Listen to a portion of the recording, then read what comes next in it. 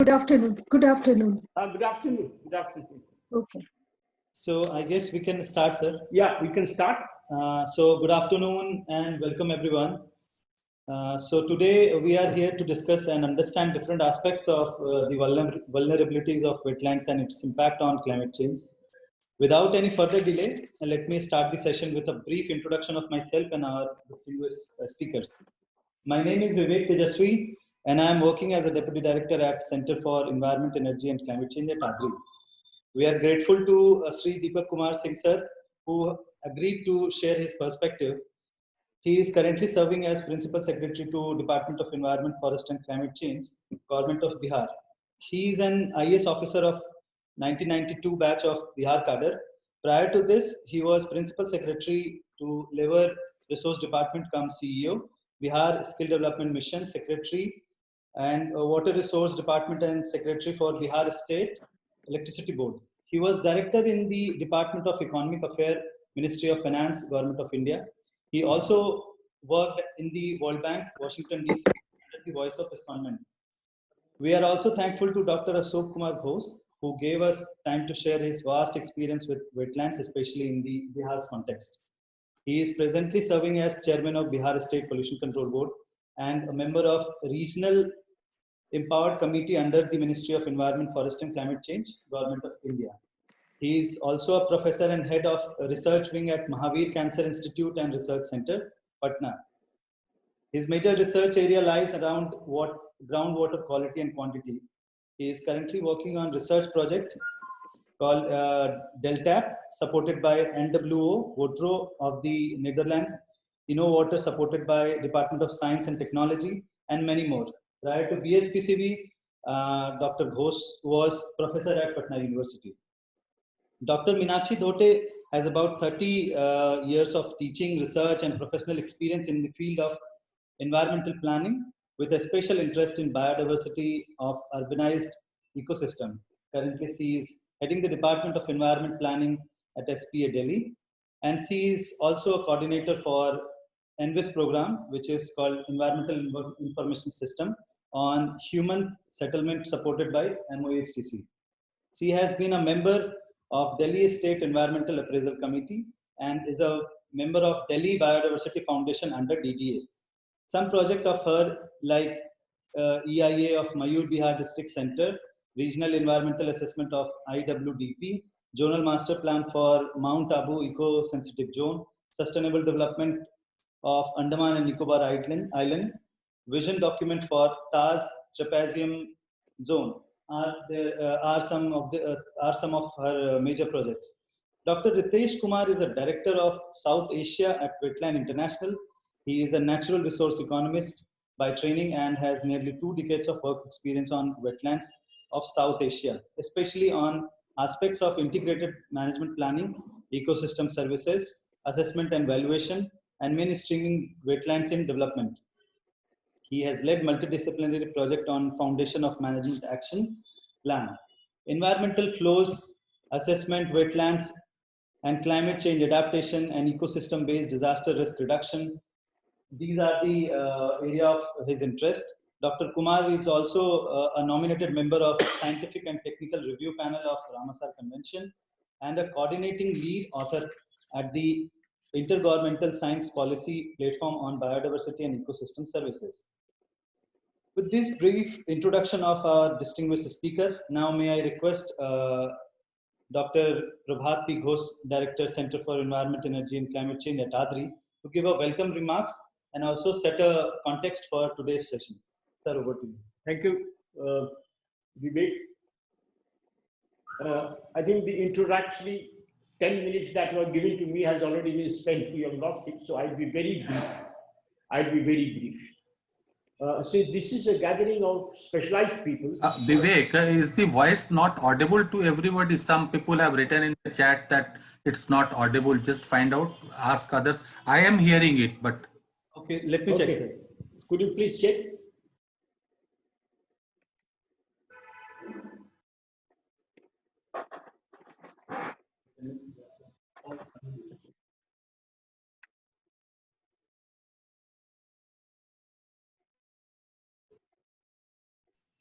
Okay, now it is audible, it's saying. Okay. Okay, it's all right. See, I first welcome you all to this webinar. My only observation in this context is that by virtue of being situated in the Gangetic Plains, the issue of wetlands is far more important for us than most other parts of India,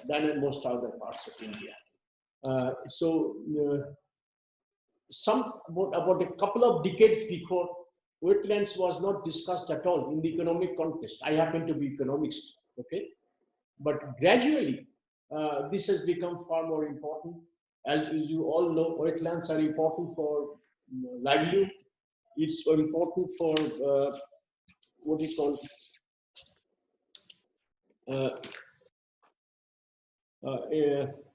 ecological balance. And then I also hear that it is also important for endangered species, etc. I must tell you one example from my childhood where indicates how important are wetlands. Normally, in the rural areas, if you have to tell how rich a person is in Bihar, they will mention how much of land he has got. 10 acres, 20 acres, 50 acres, and so on and so forth. In contrast, in West Bengal, or Bengal where I come from, I remember when I was young, people will mention so and so is a big landlord. Apart from mentioning his land, 10 acres, 20 acres, they will also mention 3 ponds or 4 ponds.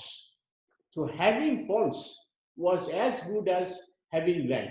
That is the concept I had when I was childhood. Anyway, but as today's seminar is very important in the sense that gradually, for several reasons, wetlands are being threatened.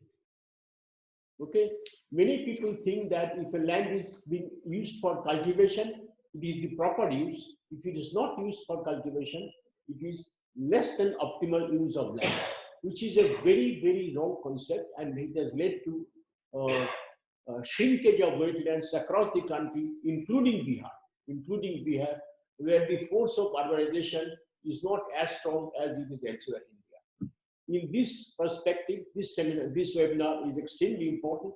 I hope to hear from all of you and be enlightened on the subject. With these words, I welcome you all again and can start the proceedings. May I now request Dr. Ashok Ghosh, could you please make your presentation? Thank you. Thanks. Good afternoon to all of you. It is a pleasure for me to be here to explain my views regarding the wetlands with reference to Bihar. I'll share my screen first.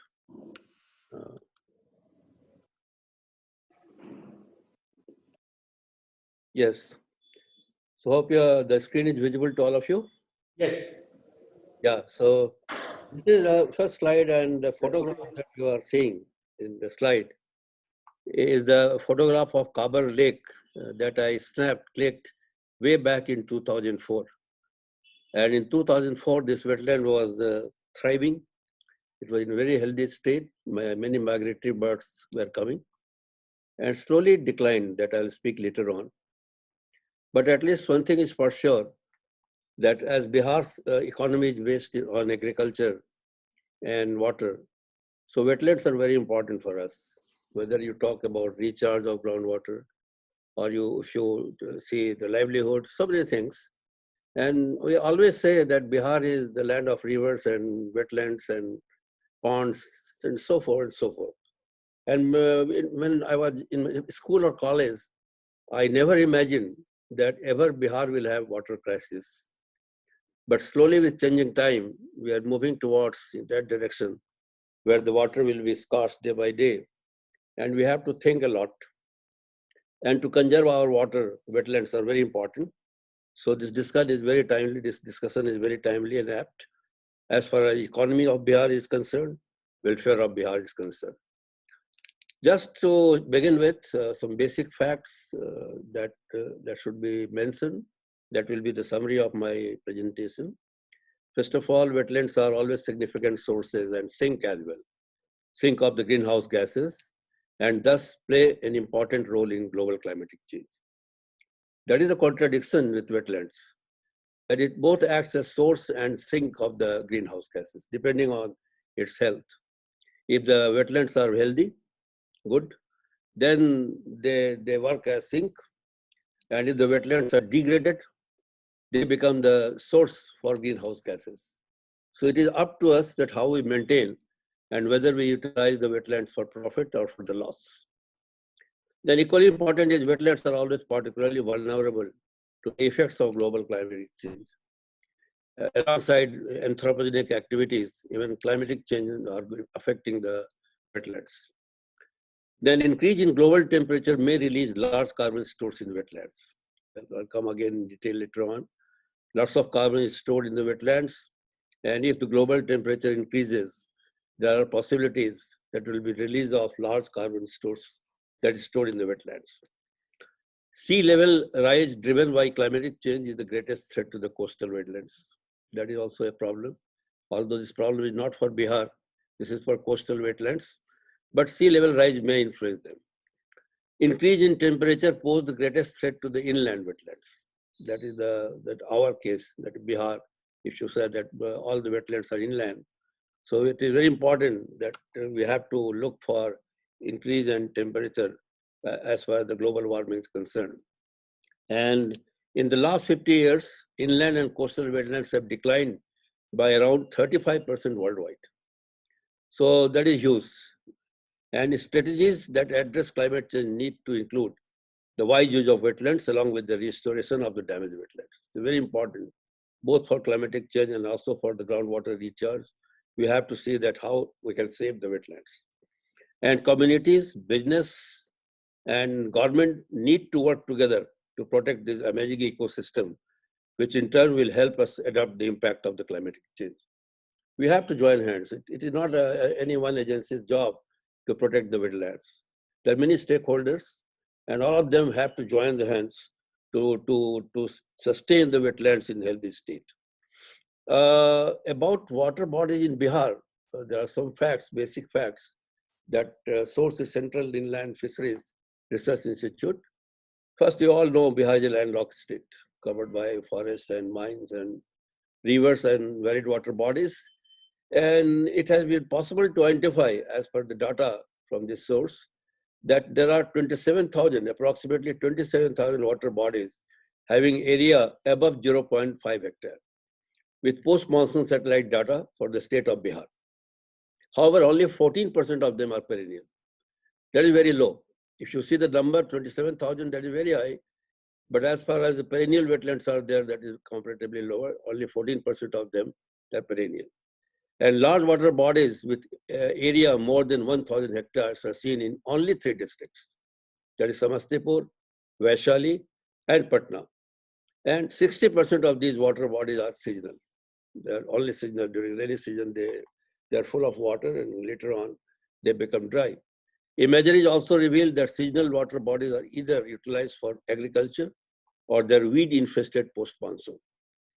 10 water bodies in the range of 500 hectares to 1,000 hectares, with total maximum water spread area of 7,440 hectares, and 50% of these water bodies are seasonal in nature. And most of the water bodies are either waterlogged or low-lying. They are the basic facts. Then I like to show you two satellite imageries that was published by my group, research group, way back in 2004, where I have tried to show you 2 imageries, one in 1984, the other in 2004. That is almost a gap of 20 years. You can see the river Ganga. There are only 2 colors, black and white, black and blue. Blue is the water, and black is other land uses. If you see the 2 imageries and you see the blue colored areas in 1984 versus 2004, there's no need of any scientific data. Just by visual comparison, you can say that there's huge decline in the wetland bodies, as far as 1984 to 2004 is concerned. And now we are in 2020. I don't have the recent imageries because— Same month of the year? This is 1984, left-hand side. I'm talking month, Professor Ghosh, because month will make it come. pre-monsoon, month of March. Acha, acha. That is pre-monsoon dry season. So that was the March, that is both of the measures. And maybe that in today, if you take the measures, because my research thrust changed from wetlands to groundwater contamination. So I have not got the recent measures, but the changes are visible, very visible by the two images that is before you.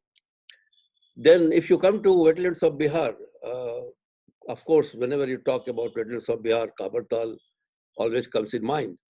And as far as Bihar is concerned, wetlands in Bihar are facing multiple pressures, so many pressures.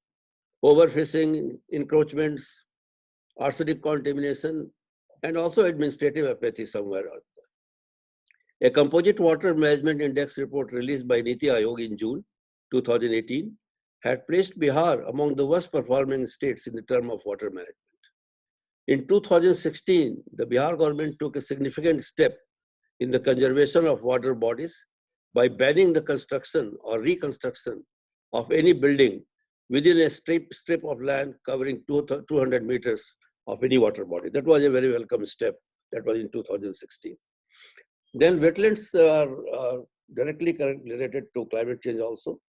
And way back in 2005, this statement was published in Millennium Ecosystem Assessment that global climatic change is expected to exacerbate the loss and degradation of many wetlands and loss or decline of their species. That was predicted in 2005, and again we are in 2020. Lots of changes are there. This was also mentioned in 2008 by Lawler in his publication, where he emphasized that of all the aquatic system, wetlands will likely be the most susceptible to climatic change. Shallow wetlands that are dependent on precipitation will be the most vulnerable to drying, warming, and changes in water quality. Intermittent perennial streams, vernal pools, and coastal wetlands and marshes will also be particularly vulnerable to projected changes in temperature, precipitation, and sea level rise. And that was in 2008. Again, we are in 2020, things are worse as compared to 2008. Then, if you talk about the degradation, these are the two photographs before you. Most of the photographs that I will show you is from Kabar, because my study was focused around that. This is some situation of the degraded wetland, and we are growing the water crisis that threatens people to our planet. And if we don't care for the wetlands, we have to use more water than nature can replenish. And we are destroying the ecosystem that water and all life depends on most, that is wetlands. You can see the photographs and you can imagine the changes, what quality it has reached. Wetland loss and pollution has intensified a water crisis threatening all life. Nearly 90% of the world's wetlands lost since 1700. Those remaining are disappearing 3 times faster than the forests. Forests are also declining, but the decline of the wetland is much faster. 25% of all wetland species and 1 in 3 freshwater species face extinction. That is also a thing to worry. And climate change is reducing surface and groundwater in already dry region, resulting in increased competition of water. Then, as I was saying you that it is both sink and the source. And if you see the healthy wetlands, they support mitigation, adaptation. And wetland sequester some of the largest stores of carbon on the planet. But when disturbed or warmed, they release the 3 major heat-trapping greenhouse gases. That is carbon dioxide, methane, and nitrous oxide. They're major components of the greenhouse gases. And wetlands are estimated to store more than 1/3 of the world's terrestrial carbon. Their destruction often results in major release of greenhouse gases to the atmosphere. And as such, protecting wetlands from human disturbance, therefore, helps to limit the increase in the greenhouse gases in the atmosphere. If you don't care for the wetlands and they become degraded, they're going to contribute lots of greenhouse gases in the future. And these are the 3 gases that you can see. That is carbon dioxide, methane, nitrous acid, and you can see the sharp increase. And wetlands are the potential sources for all these 3 greenhouse gases that I just mentioned: carbon dioxide, methane, and nitrous oxide. They are going to add, besides the other sources also, not only wetlands, but wetlands are going to add it if they are degraded and we don't maintain their health. And this is the summary that we have so many carbon, if you see the carbon budget, fossil fuels, they are the major contributors, and wetlands are both contributors and sink. It's both way. It can release CH4, it can trap the CO2, it can release CO2. It's not one way. It's not one way cycle as far as wetlands are concerned. So it becomes a major component of the ecosystem to balance the carbon budget. So that's why it becomes very, very significant as far as our government is concerned, or the farmers are concerned. For everyone, it's very important. And as you know, there's no doubt about that temperature is increasing. If you see this graph, the departure of global temperature from average 1980 to 2018, if you see this graph, almost here, 1970 onwards, there's a rapid increase in the global temperature. And if it go on like this, in 2020, if you go to the next slide, there's a prediction 2-3 days back from the World Meteorological Organization.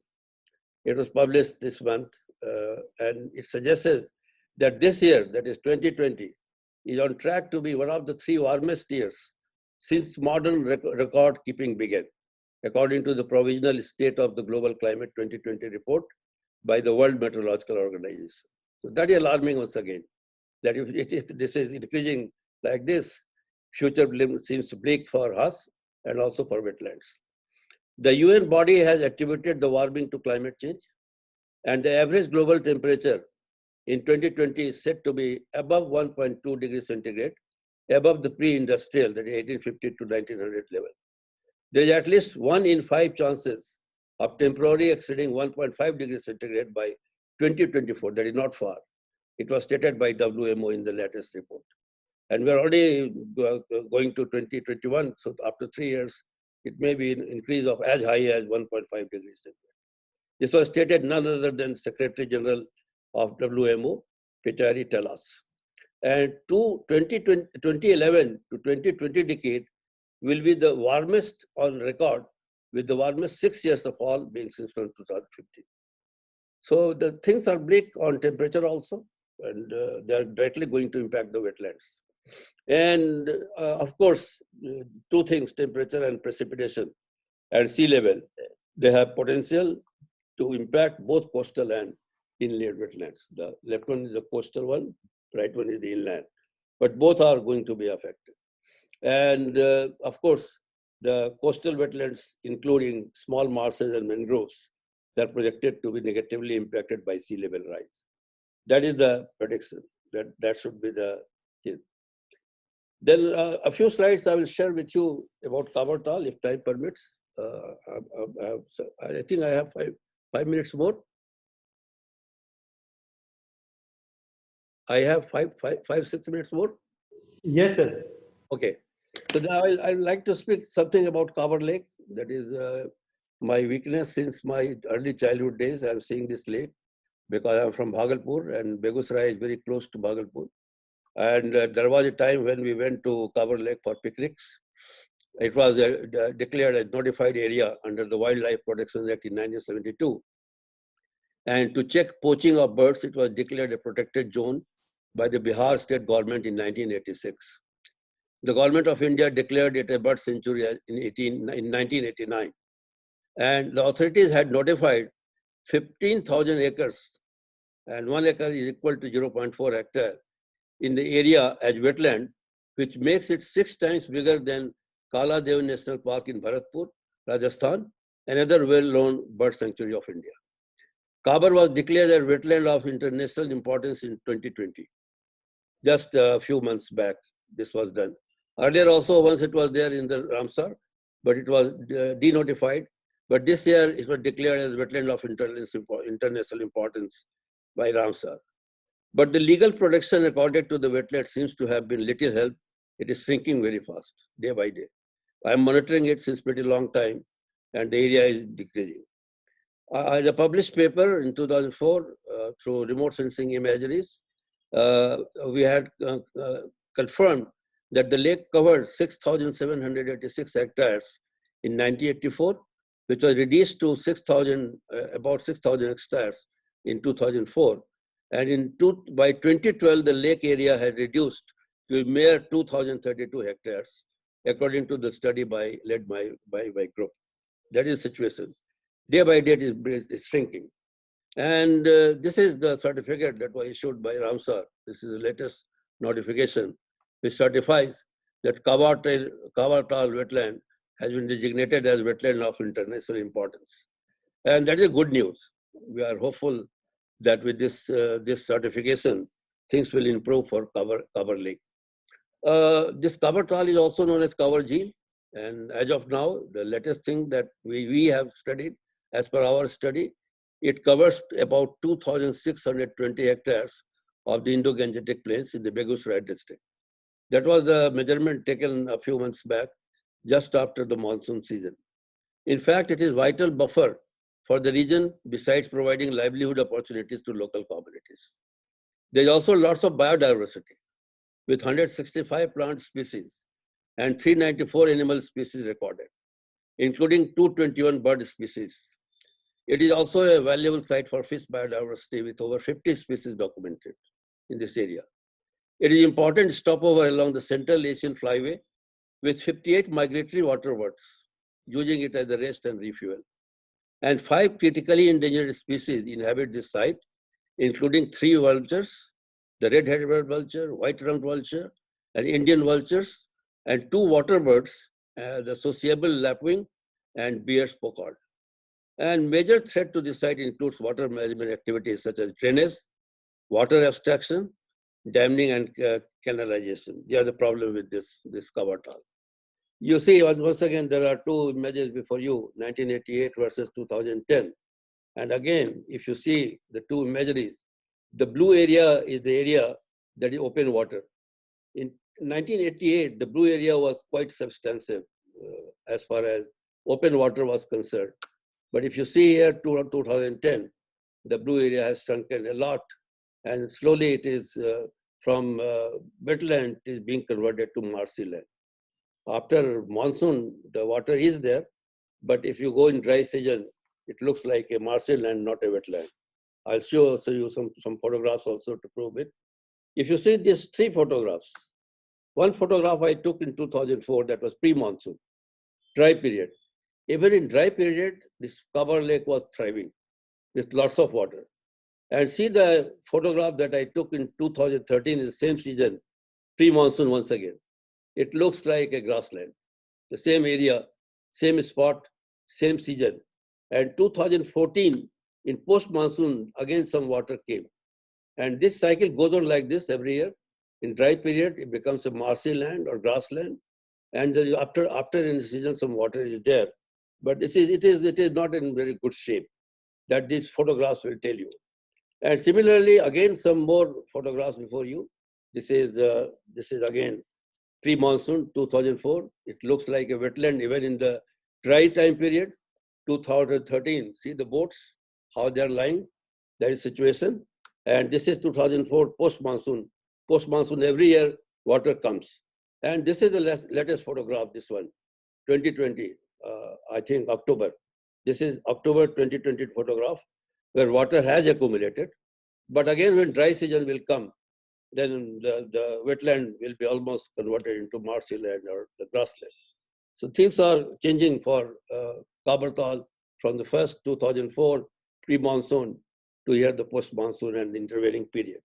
That is alarming. The Budhi Gandak Kabar Canal is the main thing that has to be emphasized. You should know something about that. The catchment area of Kabertal is delineated by the higher northern part that acts as water divide. The river Budhi Gandak in the south and west forms the other catchment boundaries. And there is southern 15-kilometer long irrigation channel constructed in 1951 by government to drain the excess water for agriculture purposes, which connects the lake to the river Budhi Gandak. But that connection is obliterated as of now. See here. This is the photograph of the canal. This is in 2004 pre-monsoon. And this is 2000 post-monsoon. When in 2004, pre-monsoon, I visited this area in dry month, March, April month. Boats were plying, and through boat, many things were transported across the channel from one area to the other. In 2014, in post-monsoon event, it was not possible to ply the boat. So you can see the change in the span of 2004 to 14, that how the canal is being choked and the water is declining due to so many obstruction created, artificial structure created on its way. And again, this is a series of photographs that was heartbreaking in 2013, when I visited this area in 2013 pre-monsoon. I took all these photographs, and all these photographs gives you story of Kabar Lake. That's what it was and what it is happening now. They're all photographs. They are not Photoshop photographs. They are clicked by me. And it shows the own story, that how the once thriving wetland is declining day by day. And this is a heartwarming picture in October 3rd October 2020. These photos were shared to me by Dr. Gopal Sharma. He visited this area in 2020 on 3rd October, and at least at that time water was visible. I wish that throughout the year the Kabar looks like this. Then that will be the thing. Then the actual threats to Kabar is there. The excessive chemicals like furadon used to capture birds, killing of the birds, villagers' encroachment in lake area, ideal line of fund for development of area, which Bihar government, there are many funds that is yet to be utilized, and that should be utilized with the time. It was a tourist spot once upon a time. Again, these photographs are from 2004, but today this is the situation. The tourists usually came and the boats were in the river, but the boats are now defunct. Nobody uses it because there is no sufficient water for boating. Things have declined. Eutrophication is another problem with this lake. The water of Kabar Lake is declining at an alarming rate due to severe eutrophication. The depth of the lake is declining rapidly due to infestation of aquatic weeds such as Phragmites and Hydrilla. The lake is threatened by pollution and effluent released by local inhabitants. The water of the lake is turbid and acidic in nature. pH is, Dr. Ghosh, yes. running short of time. Yeah, I'll conclude. Just 2 more slides I will go for. Just 2 slides. That is these 2 slides. The recommendations. That seeing all these scenarios, if you go to the, my opinion, what should be the recommendation? One of our goals should be significantly reduce non-climate stressors on ecosystem. The reduction of stressors caused by human activities will increase the resiliency of habitats and species to the effect of climate change and variability. Next, protect coastal wetlands and accommodate sea level change. Impact of sea level rise can be ameliorated with acquisition of inland buffer zones to provide an opportunity for habitats and wildlife to migrate inland. Monitoring is an essential element of ecosystem management. In that, it is intended to detect long-term ecosystem change, provide insight to the potential ecological consequences of the change, and help decision makers determine how management practices should be implemented. We need to quick train restoration scientists and practitioners. There will be a great need to monitor, design, and implement wetland restoration and management of projects globally on a large scale. Rapidly changing climates and habitats may increase opportunities for invasive species to spread because of their adaptability to disturbances.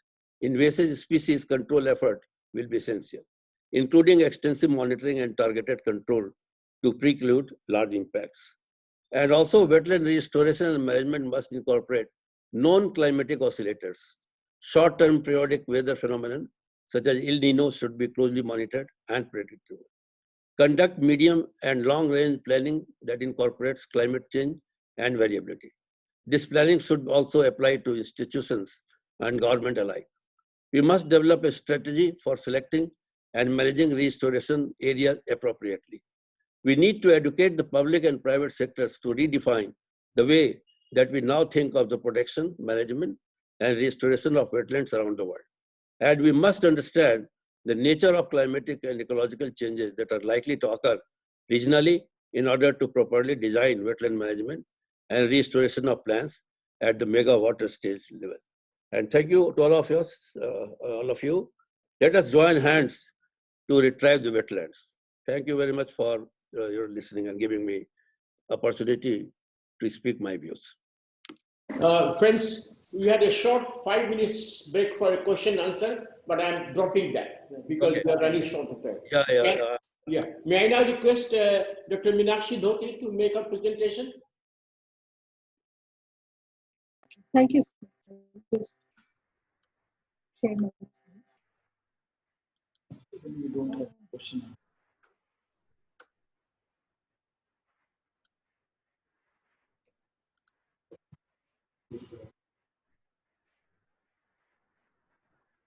Can you see the screen? Can you all see the screen, please? No, we can't see your screen.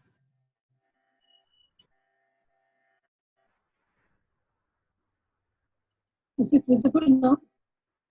It's only text. Meenakshi Dhoti has started screen sharing.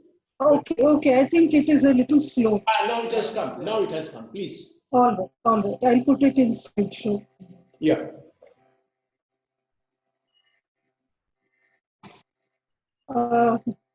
Good afternoon, and first of all, I would thank Audrey for inviting me to share my views and experience relating to vulnerabilities of wetlands and its impact on climate change. Basically, at the School of Planning and Architecture, we are involved with planning and design of human settlements and buildings. So, a matter of concern for ourselves was how do we do land use planning so that we can protect the wetlands. Broadly, I shall be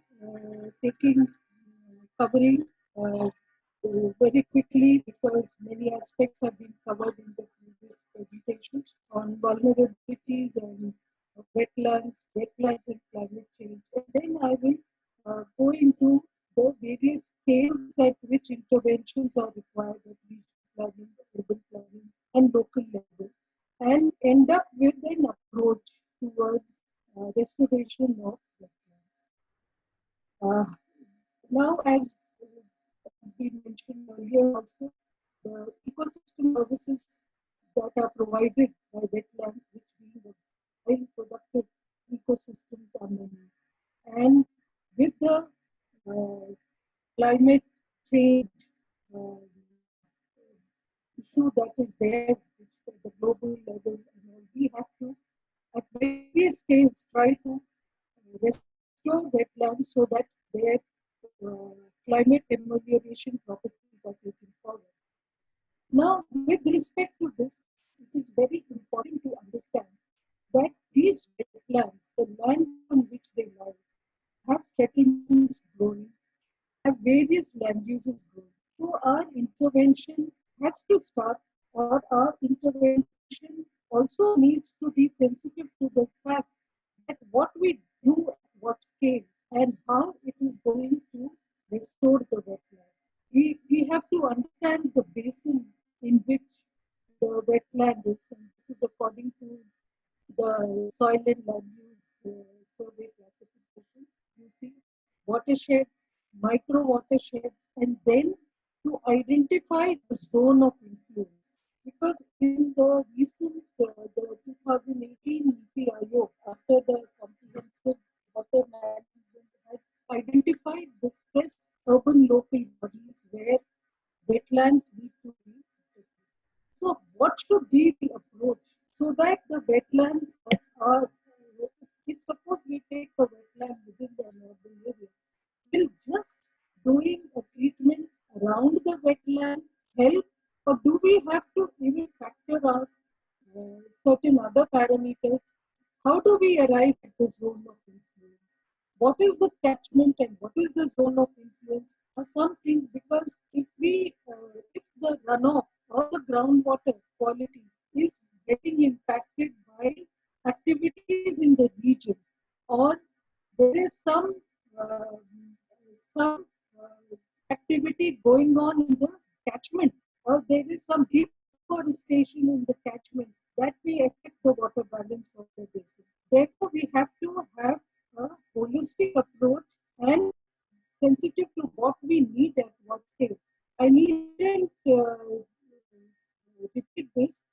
terms of the carbon sequestration and role and flood control role of the wetlands. The National Mission on Climate Change under the National Water Mission uh, has also mentioned that we have to have an integrated approach towards wetland restoration.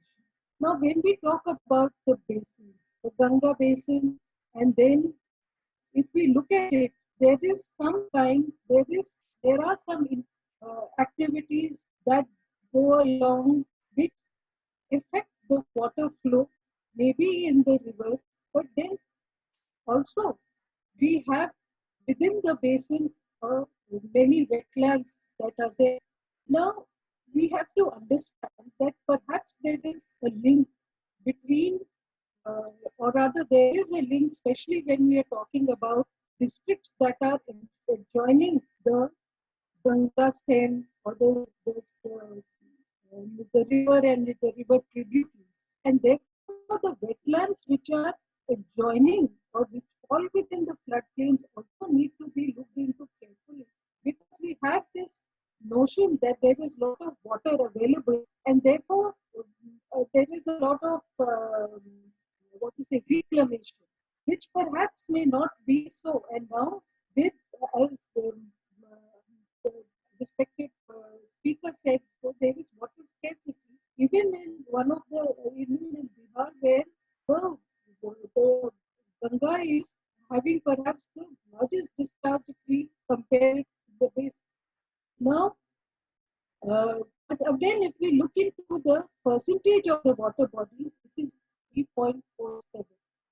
Right? In terms of land use, land covers, the type of water bodies, of course, this is talking about all throughout the basin. The floodplain and riverine wetlands need to be looked into greater detail. Also, we do not have the mapping of wetlands at all scale. Therefore, we need to make an exercise with respect to the Niti Aayog notification. We need to map them and understand them in much more detail. So we have to understand the role these wetlands play towards the environmental flow of the river. And therefore, we have to factor in the water balance, the role of these wetlands in recharging the groundwater, and how do they connect to the water flow in the river. As we know, most of the wetlands in urban settings are having very poor water quality, especially within urban precincts. And many of the urban areas have water quality in the wetlands. Now, my talk I would focus in terms of land use planning. Now, this is a map of Mathura land use plan, where you have the yellow areas are the residential area, the purple area is the industry.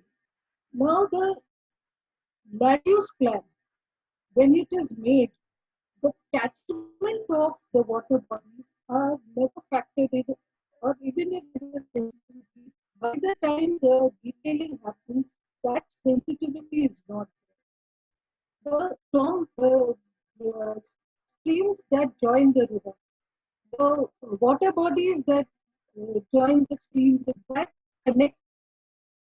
And therefore, what happens is we lose some of the very important water recharge areas and groundwater recharge areas, as well as the green areas, or the function of the wetlands in improving the climate of the area is lost.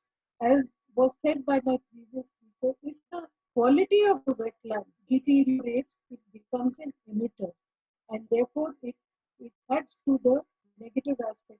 So we have to, especially area of great concern is how do we address the cause of these wetlands in at local level, and specifically in urban levels, because most of our population in the coming decades is going to be concentrated in the urban area. Now, the same an academic exercise that we were involved again the map of Mathura, where one has tried to pick up those water bodies which are still in some form of existence, and what is the open space around them, and a kind of restoration of the water body and whatever of catchment is left. The left map is showing the location of some of these water bodies, and the right map is trying to see is why can't we integrate it into the city open space and green network. And therefore, this concept of blue-green networking in urban areas is an effort which is going on. And we need to take city by city, case by case, and what are the essential steps. One is we can look at the pattern on the map, but this has to also be sustained by scientific studies. What is the groundwater recharge? What is the groundwater level of this urban area? How it is uh, changing over the decades, and therefore an exercise which looks from the catchment level to the local watersheds to the influence area. So a big task is identification of the influence area where the water runoff from that area is going to directly impact the water body. Now, as was mentioned about the ecosystem services, so one is restoring the water balance within the urban area and trying to look into the sustainability of water bodies, not just water body as a green area, but a water body which will hold water and hold clean water and recharge and be sustained for a long period. This example of East Kolkata wetland, of course, I'm very sure my esteemed members will be knowing, but I feel like bringing it. We had made a study, again an academic study, of the ecosystem services rendered by it, and which we had a chance to meet Dr. Dubojyoti Ghosh a few days before he passed away. And then if it gives us an idea that socio-economic conditions can be linked with wetland. So wetland restoration is not only giving you climate amelioration, it should also lend something towards the socio-economic development. Now, these are some of the issues which I have tried to describe. That wetlands and water bodies. I included the water bodies work because in the Jal Shakti notification for urban water for restoration, they have used the word water bodies. So these are diverse from lakes and ponds, marshes and mangroves. Secondly, they have been sustaining urban development from a long time, and over the period of time, this role has been overlooked. And therefore, we have to again go back, find out what is the current role, what has been the level of degradation, and then address that. Here, with the Namami Gange, in the last year had entrusted us with the study of Bhagalpur, and we had tried to make an attempt of understanding the system there and have tried to develop a tool. I may not be able to share the details because the document has to be brought out by the Namami Gange. We have recently submitted the final. But what is more important is there are traditional water systems. The Ahara pine system, which you all, which is very familiar with. Yeah, sorry, Dr. Dhote, sorry to interrupt you. 5 more minutes. Yeah. 5 more minutes. All right, I'll just conclude. Conclude. If you look at this map, the Ahara pine system, some of it, like for example, we found the channel ultimately connecting to the channel that goes and joins the Ganga on the north. So these systems at one point of time, this perhaps I think this uh, these water bodies had a role to play not only in terms of providing water and recharge, but they were the main irrigation, sources of irrigation. And in this belt, this South Bihar, it is there. So is there a method in integrating the traditional systems when one is doing land use planning and trying to address the cause of wetlands? So we examined this. I have listed down what was there. We studied the water bodies and we arrived at a identification of the mapping the city level information, mapping urban wetlands, identification of the ecosystem services, groundwater assessment. It was very important that we know what is the recharge, what is the wetland has to be sustained, and then land suitability for ground. How much area do we identify as the area of influence, which will help around the water body to be sustained. And then what are the trends in the city master plan? Which and what is the impacts on these water bodies? And then after doing these 6 stages, we prepare a action plan for conservation. And then what will be, how it will be managed, taking into account the development plan which is in the pipeline. So we have these 2 documents where we have given a generic methodology and our study relating to Nagarpur state, which covers an integrated approach for urban areas to protect and restore the wetlands.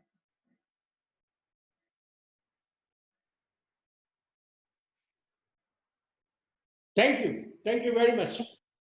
Here again, I think we will skip the question and answer because it was already a lucid presentation and I don't think there is much. In case there is question, it can be asked later. Now, may I request Dr. Ritesh Kumar to make his presentation?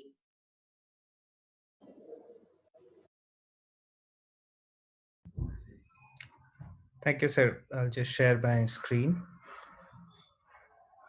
15 minutes, please. Yes.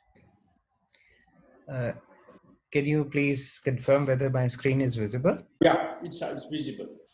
Thank you. So much has been said, and that helps me focus on a couple of issues.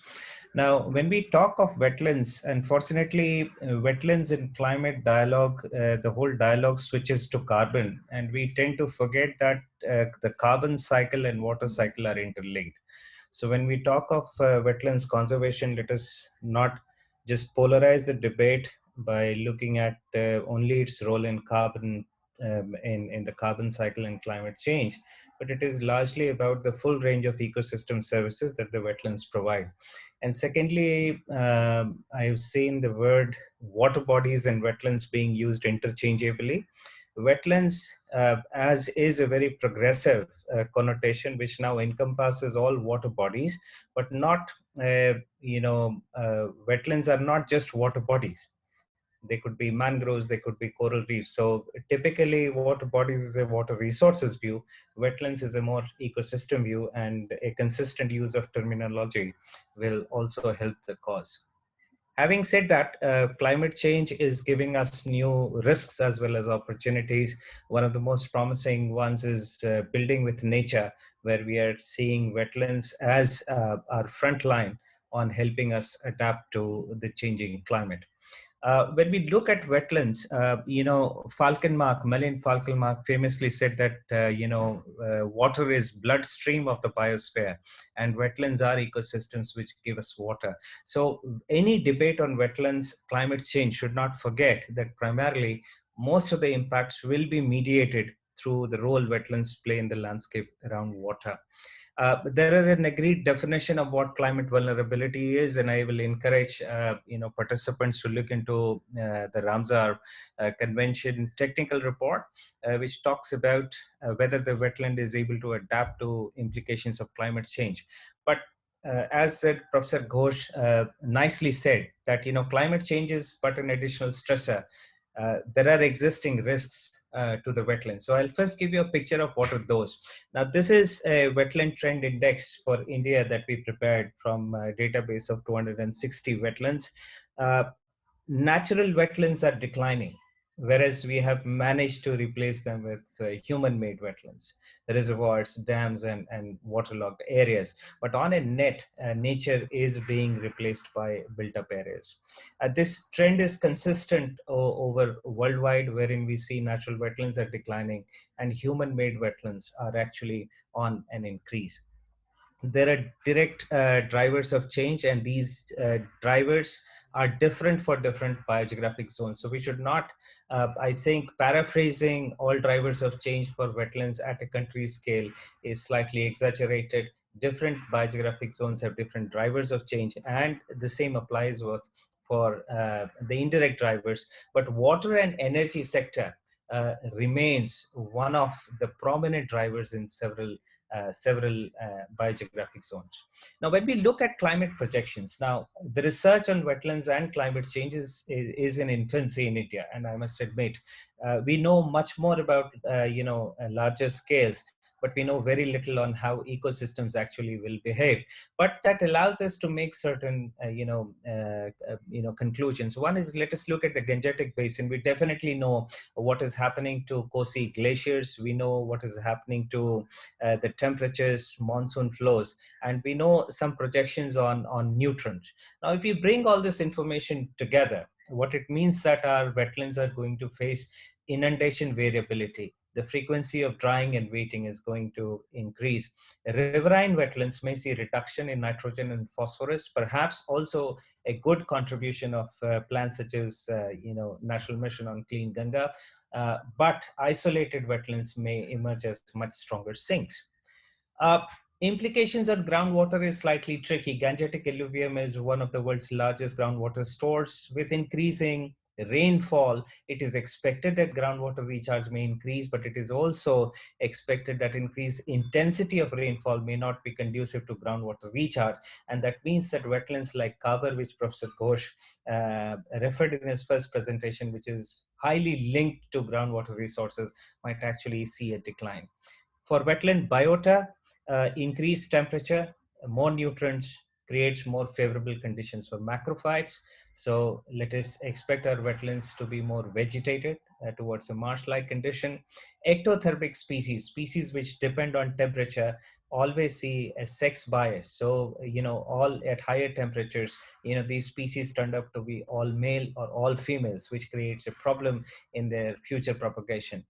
Now, for water birds, much of the research shows that this condition might be favorable because marshes and shallow waters become easier for water birds to cohabit. But Indian major carps, for example, their breeding periods are more likely to advance. We don't know what it will be for full range of species, but the situation is likely to be dynamic.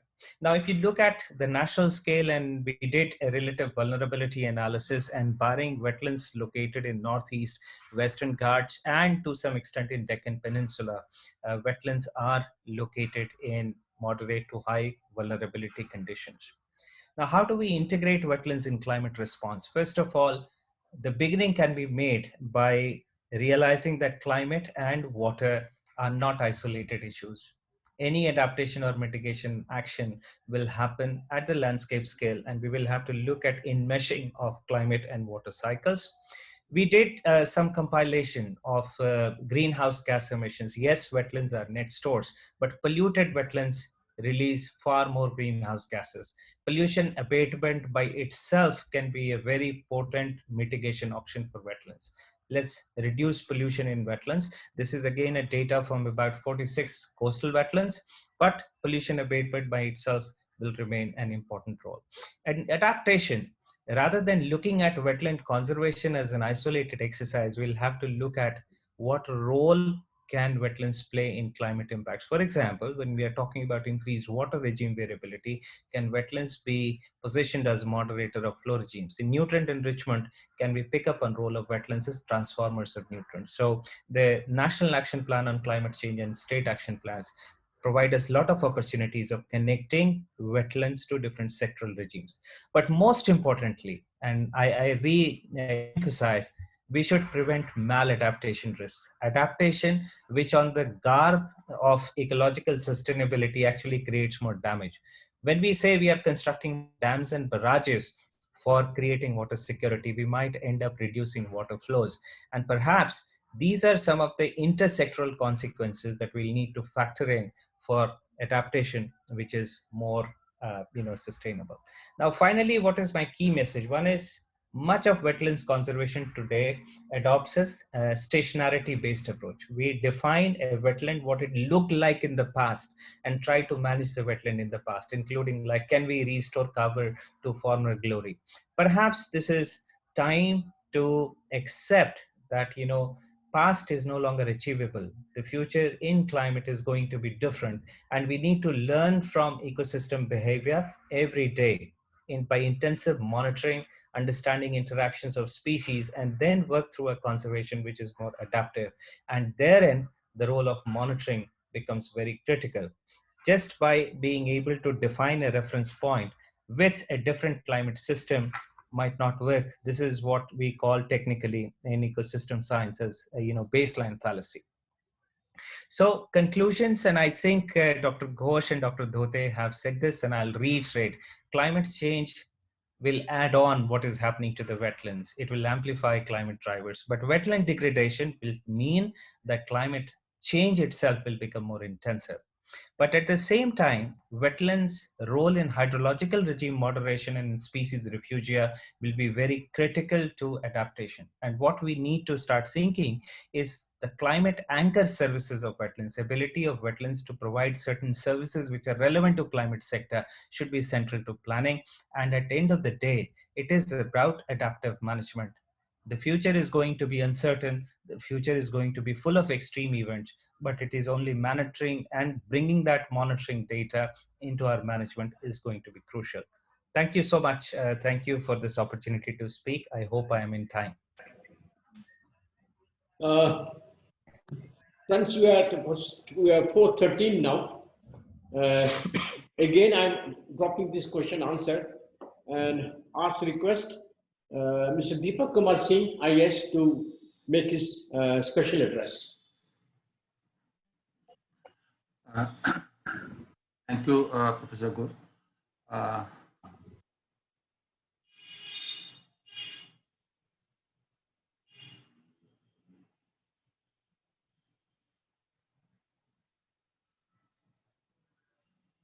Is my screen visible? Yeah, it's visible. Now your screen is not visible. We can see your face. Okay, just a minute.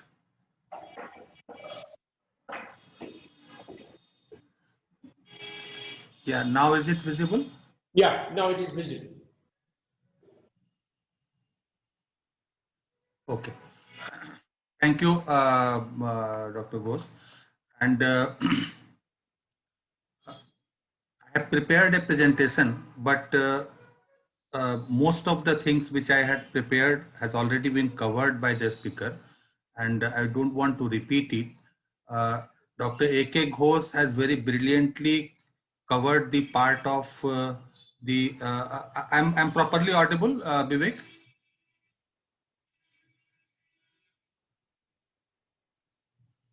I'm audible? Yes, yes, sir. Okay. So the part of the perspective of wetlands in Bihar has been very well covered by Dr. A.K. Ghosh, Chairman, Pollution Control Board. And it is not only he has covered it well, but it is basically his personal experience.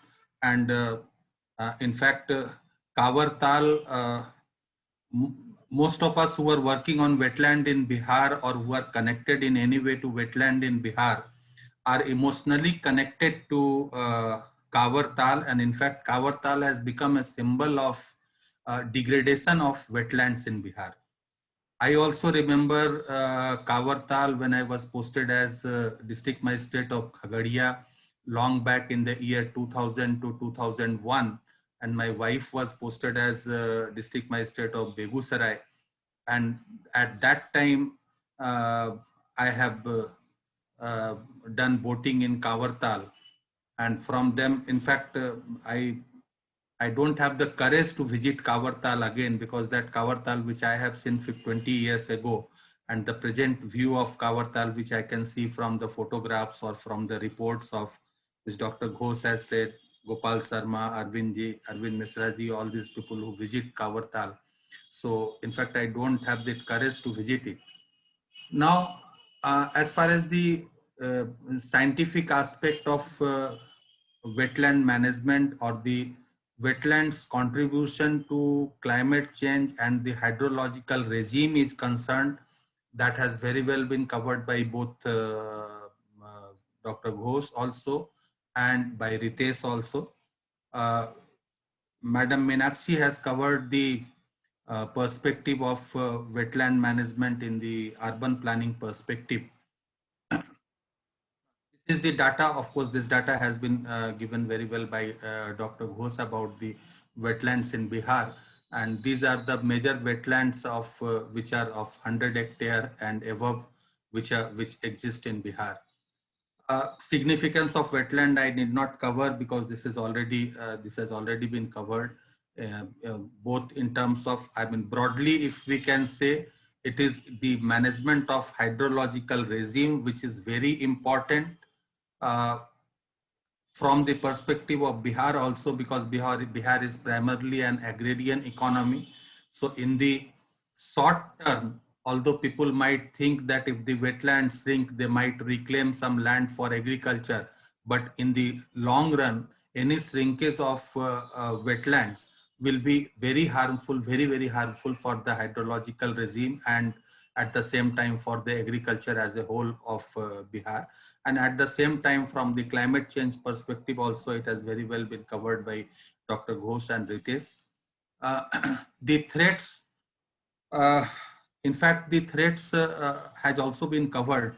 The major threat, the first major threat which comes which is affecting the wetlands is the population, the increase in population.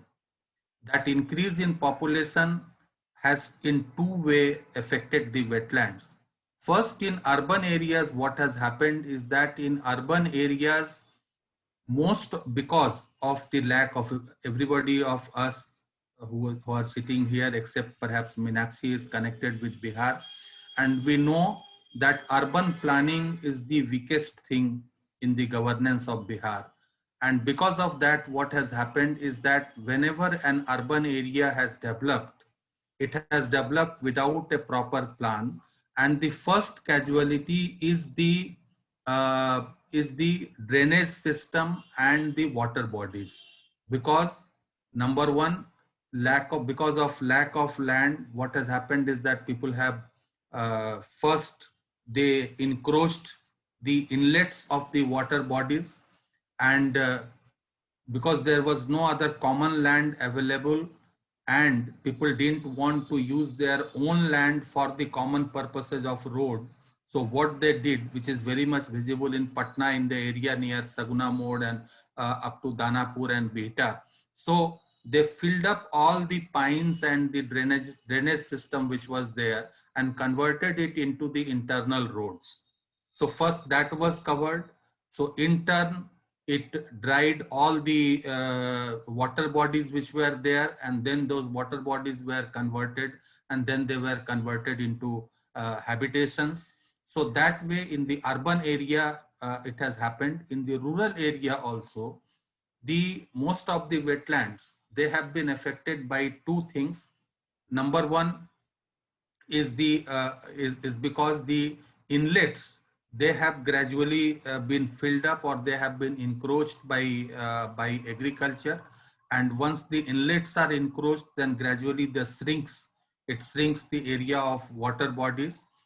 The second major casualty, Dr. Ghosh mentioned about the apathy of government. It is not only apathy, it is also the lack of understanding, you can say, that what has happened is that most of these wetlands were actually fed by the flood water. And when the rivers were not embanked, at that time, during the floods, the water used to come out, it used to feed the wetlands, and when the water recedes in the main course of the river, then the excess water goes back and the water remains in the wetland, and that way every year the wetlands were recharged. So most of the chor and mun which are existing in North Bihar, the area north of Ganges, were actually fed by the these flood waters. Now, why it was disturbed? This cycle was first disturbed because we think that the only way of controlling flood is making embankments. Well, I mean, that is another area of debate whether embankments actually can protect us from flood or not. But the thinking is, and this thinking has happened since last 70 years, 70, 80 years since independence, that we embank the rivers, and when we embank the rivers, then the first casualty is that the excess water which comes out of river during flood times, it is not able to come out. Second, technically speaking, whenever an embankment is constructed, then there is a sluice gate which is given there. And those sluice gates are actually at those points from where the excess flood water used to come out. And the purpose of giving sluice gate is that when the water is high in the river, then you open the sluice gate, excess water comes out, it inundates the in and around field. And when the water level goes down, then through the same sluice gate, excess water goes back into the river. But unfortunately, and since I have worked in that department also, irrigation department also, not even 1% of these sluice gates actually work. And most of these sluice gates, although they theoretically exist in the embankments, but they have been permanently closed. So the feeding of the wetlands through the excess river water has completely stopped. So now the main source of these wetlands are actually the rainfall. And since the rainfall level has also gone down in Bihar, the average rainfall, which used to be around 1200 mm, has now come down to almost 800 mm, and it is very erratic, the rainfall. That is why the wetlands has been very badly affected. So in effect, the threats are: number one, the rising population, because of which the pressure on land, the pressure on the encroachment of the inlets, the resultant pressure on the area around the wetland by reclaiming it for agriculture has increased. Number two, bad urban planning, which has resulted in the drying up of all water bodies and drainage systems in the urban areas. Number three, the apathy of the government and the lack of understanding and the lack of coordination between different departments of the government. In fact, I have given this example earlier also. There used to be, and there, I don't know whether it still exists. In the irrigation department, there were three wings.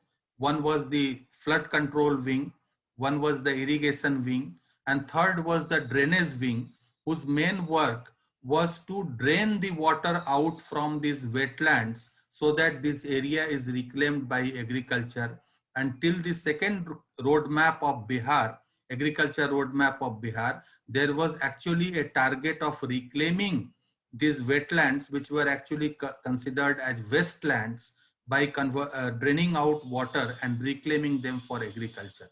So this is not only a government apathy, but a lack of understanding, lack of coordination, and a misunderstanding of the role of wetlands in the whole ecological balance, in the fight against climate change, and in the maintenance of hydrological regime. Now, if we come to the steps taken by the government recently, these steps are not the steps which can be lauded as very important steps or very brilliant steps, but even then, few steps which has been taken by the government was first a scheme called, a program called Jal Jeevan Haryali was started last year, and the basic purpose of this program was rejuvenation of all water bodies. But as Ritesh said, it is also basically on water bodies, and the main emphasis is on small water bodies, not on big water bodies, the big wetlands. But there is a program of Jal Jeevan Haryali which covers, whose main emphasis is on rejuvenation of the water bodies by rejuvenating the inlets, and by developing them, by deepening them, they are increasing their water storage capacity, etc.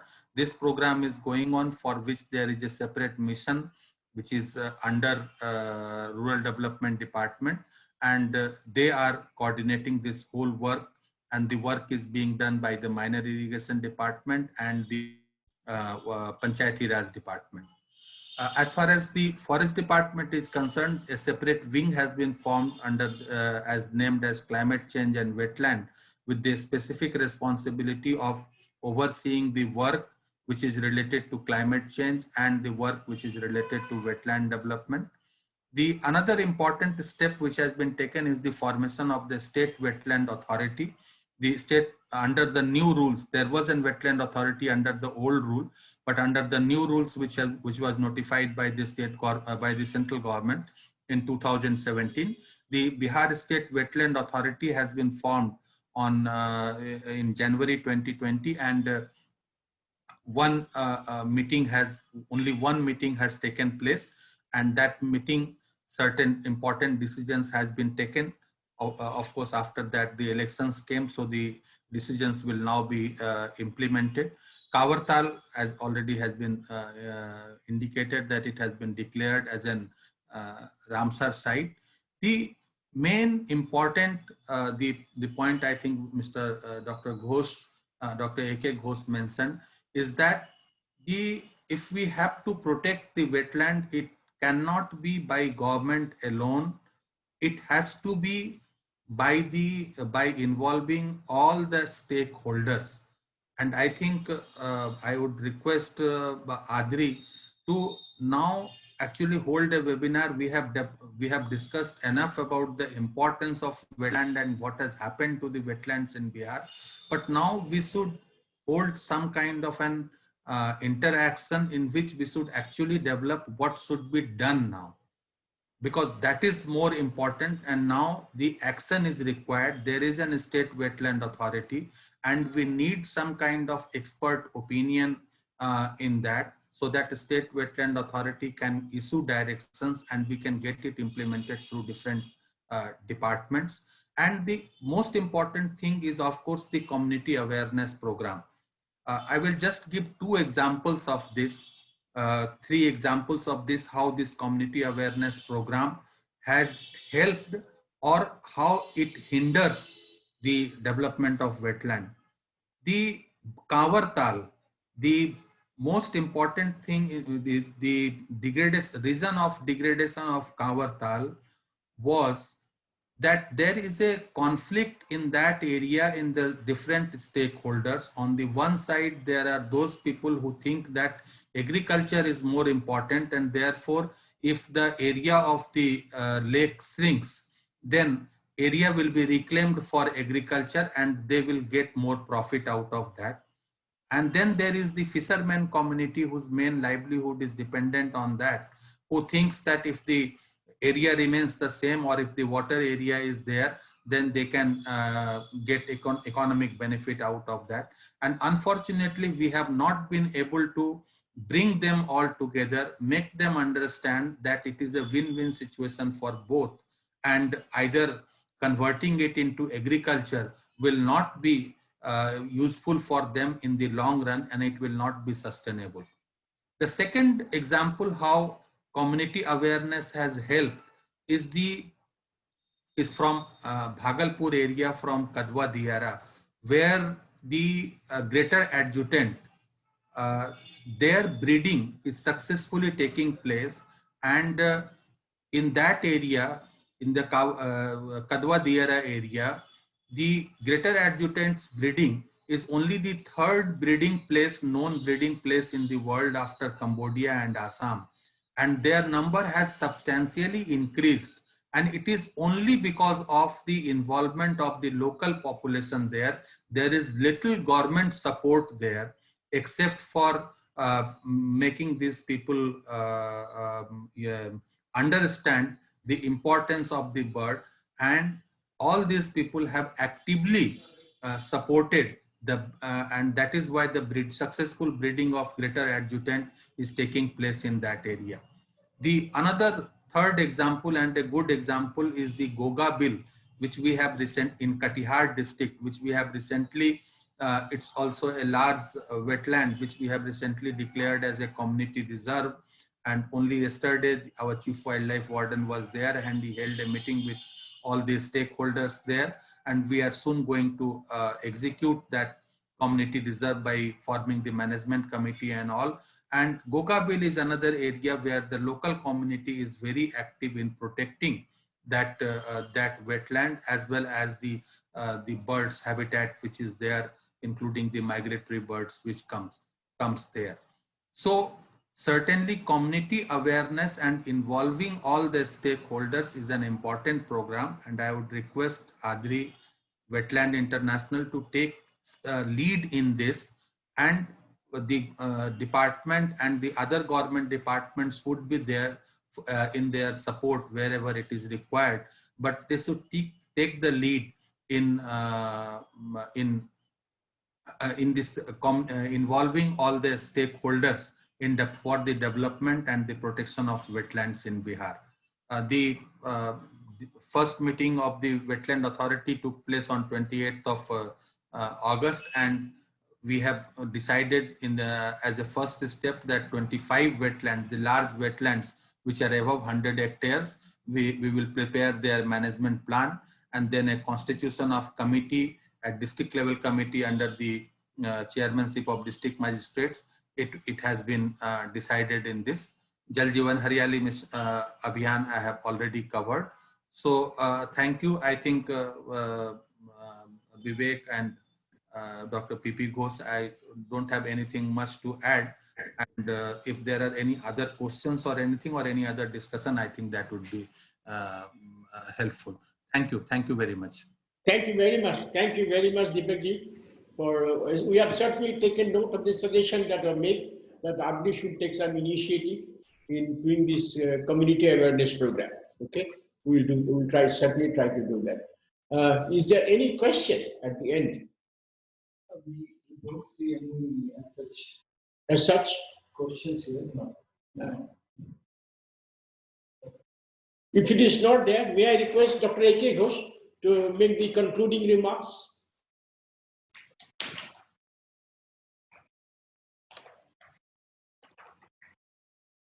Hello? Yes. Yes. Am I audible? Yes, yes. Yeah. First of all, thanks to Adri for organizing this webinar and bringing together different stakeholders. Just a few points to mention. First of all, I fully agree with Sri Deepak Kumar Singh ji that solving this problem or any other environmental problem is not possible unless there is public participation. In our country, we have many environmental laws, but on ground, they fail. The only reason being the lack of awareness among masses. And to solve a wetland problem, if we aware people living in that area or people getting benefit out of it, that will be a great thing. Let us hope for good, and let us join, we work towards that, and take in confidence the stakeholders. Particularly with reference to Kabertal, there is always a conflict between the farmers and Sahnis. We have to bring them on one platform and make them aware. And of course, government support is always required. I'm also thankful to Ritesh Kumar ji, who has rightly explained that we cannot separate the carbon cycle and water cycle. They are interrelated. Rather, the whole ecosystem is interrelated. If any one component is unbalanced, every other component is unbalanced. So we have to take a holistic approach. And in that, it is very important that different stakeholders must join. I also thank Meenakshi Dhopeji for the comprehensive discussion on the urban wetlands and socioeconomic factors. And it was good to know that a harpan system in Bhagalpur has been revived. I am from Bhagalpur and I have seen in my childhood how successfully the harpan system were used. But slowly with time, it got abandoned. And Bihar still has lots of potential to develop the harpan system. And fortunately, we have a government with chief minister who is very sensitive towards water and conservation of water. Under his leadership, we are hopeful that in coming 5 years, Bihar will have a very good water scenario, and water issues, water bodies will be protected. And it's pleasure, and as Deepak Kumarji has suggested, it will be good if we now try to find a solution. And if there is any initiative from Adri, we are all there for whatever knowledge we have, we can suggest and we can discuss the way forward, and also help government in planning the steps to conserve the wetland. But one basic thing is there, that whatever is, if we have to save the Bihar's economy, Bihar's groundwater, we have to see the wetlands carefully. And we have to give due importance to wetlands in both economy and also the groundwater recharge, irrigation, everything. Thank you to all of you for participating in this webinar. Thank you very much, Dr. Ghosh. So friends, we'll stop here and hope to meet very soon on some other topic on environmental science. Thank you very much. Thank you, sir. Thank you, sir. Okay.